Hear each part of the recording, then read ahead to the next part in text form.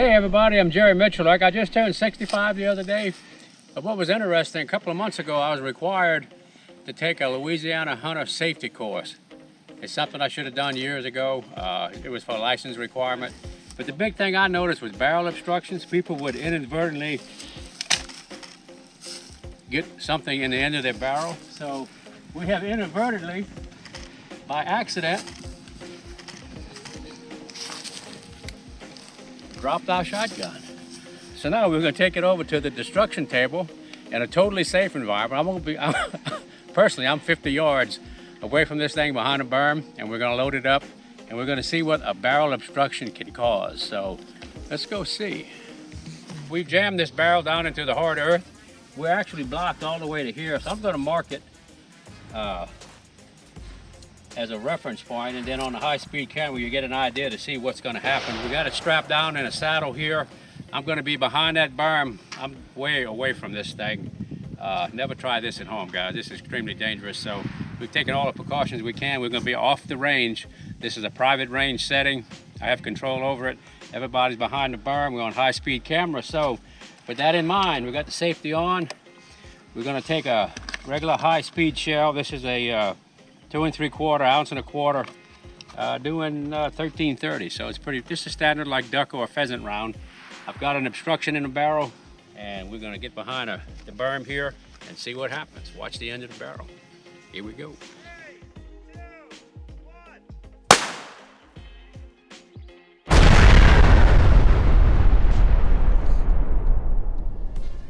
Oh, let me go ahead and clear this thing out. All right, so we got a perfectly sound shotgun. We empty, got a flag in. We're going to flag it. So what we had was an express round, a Fiocchi, 1 1/4 ounce, perfectly good ammunition, solid shotgun. You can see where the tape was on the barrel. Oh, let me show you something. This is what makes this extremely dangerous when you have a barrel obstruction, is that this turns into shrapnel. You can see where we taped it.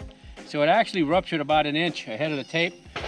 Could be the air pressure, it could be several things, but as you can see, the damage forward of the muzzle, pieces of metal, might have been a piece of choke, shot, or whatever, it disperses rather rapidly. Extremely dangerous. Barrel obstructions, guys, extremely dangerous. That was hard dirt, so we're gonna go get one with some soft mud in it and see if we can simulate this same experience with a different obstruction.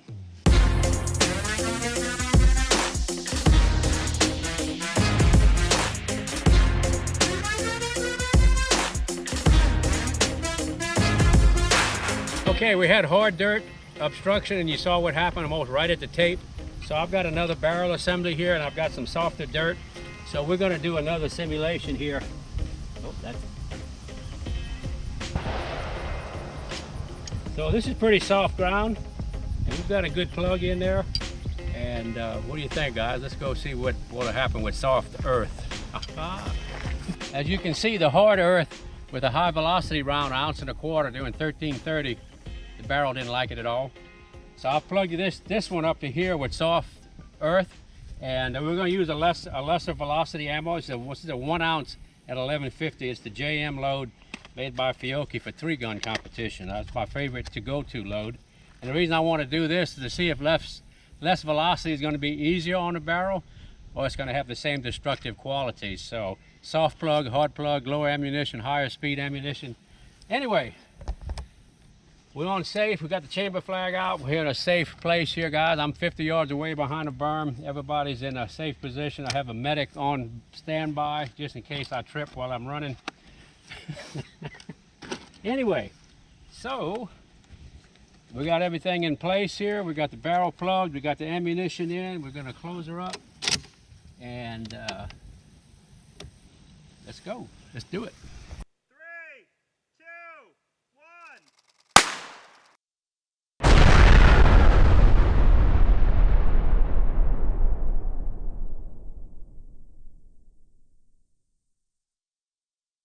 Oh, look at this one, guys. So this was, let me go ahead and clear it out. That was a Fiocchi field load, 1 ounce at 1150 JM load. We taped off the spot where the obstruction started. This was soft earth. This was mud with a field load, and you can see it did the same thing as the high velocity, it just couldn't take it. And you can see with the shrapnel, that's the dangerous part here, guys, is this stuff flies around, can cut you up or someone next to you. So barrel obstruction is a very dangerous, but the most dangerous combination I think you could ever come up with is a 20 gauge shell down the barrel with a live round 12 gauge behind it. That's why they color code these things. You should never have, like your hunting vest or whatever, you should never have 2 ammunitions in a bag. You're just asking for trouble. So what we're gonna do, we're gonna change this barrel out and we're gonna stick a 20 gauge shell in the chamber as far as we can, put one of these field loads behind it and touch it off to simulate probably one of the worst conditions you can do to a shotgun and see what happens. 3, 2, 1.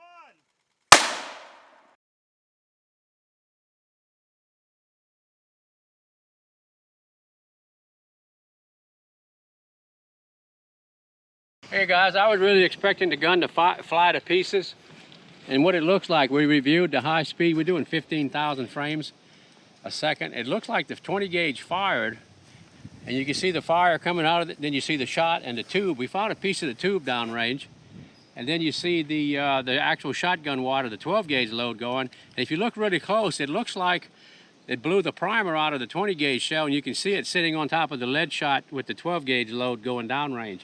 It kicked the bolt open a little bit here, so I don't know exactly what happened. So we're going to take a look at the gun, see if it's still serviceable. And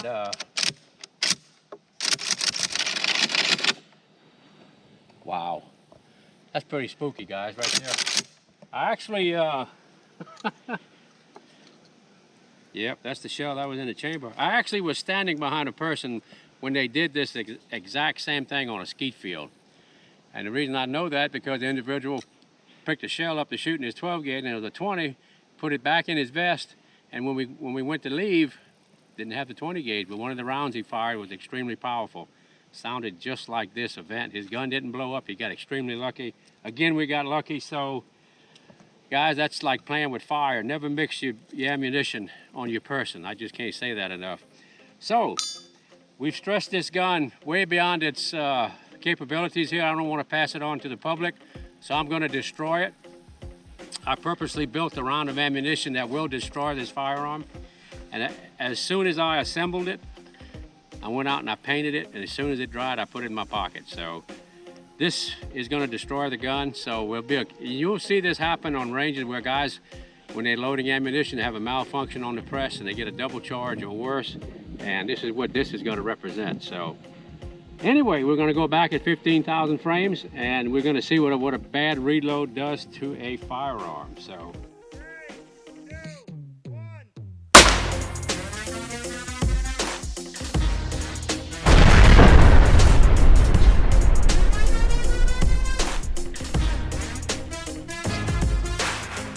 Okay guys, one reason I destroyed this gun, I had stressed it in ways that it wasn't meant to be stressed, so I didn't want this thing getting out on the street anywhere. So I intentionally made an overload. That overload is something that's not entirely impossible to do on a reloader if you're daydreaming. Fast powder, a couple of charges of it, and the pressure curve is so erratic that that's what can happen. Super strong gun, over 10 million of them made. Doesn't matter whose shotgun that would have been in, you'd have had the same thing. So I'd like to thank Mossberg for giving me these products to help the hunter safety programs, basically. Just give you an idea, when you reload, guys, don't daydream. You definitely want to have your head in it. If you think something is wrong, always consult a loading manual. Don't go off on your own mixed powder shot wads, because that is what's the potential of you going on your own. So anyway, be safe, and always, guys, safety number one. Get safe.